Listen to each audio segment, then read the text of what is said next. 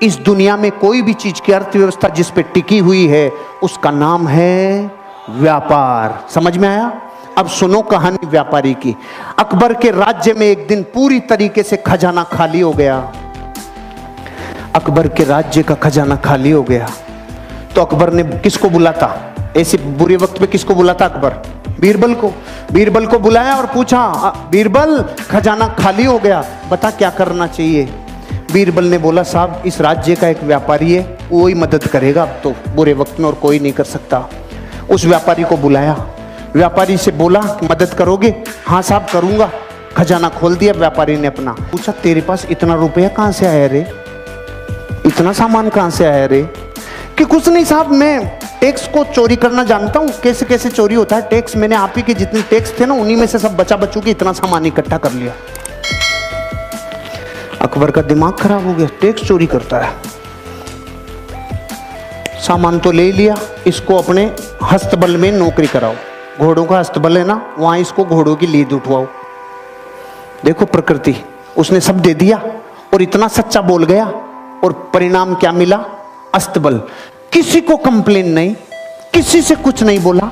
उसने संभावनाएं खोजना चालू की। अब क्या संभावना है? क्योंकि व्यापारी असली डीएनए होता है ना, व्यापारी वो संभावना खोजता है। अब उसका क्या काम था?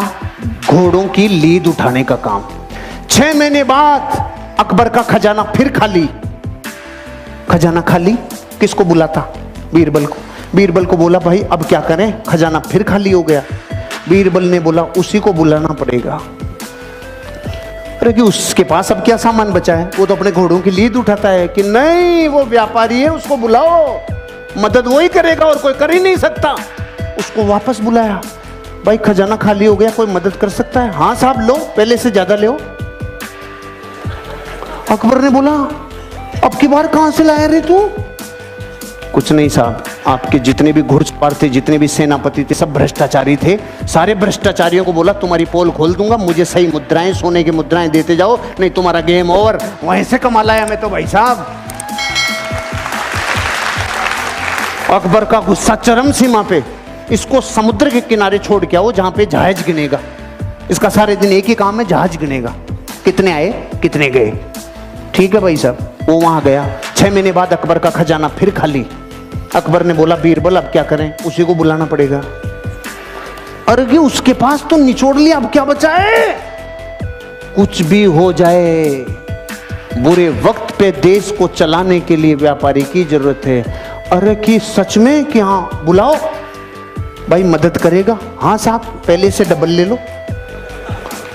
अरे अब की बार कहां से लाया?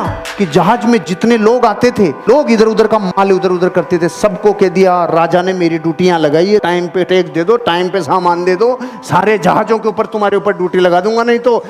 वहां से कमा लाया।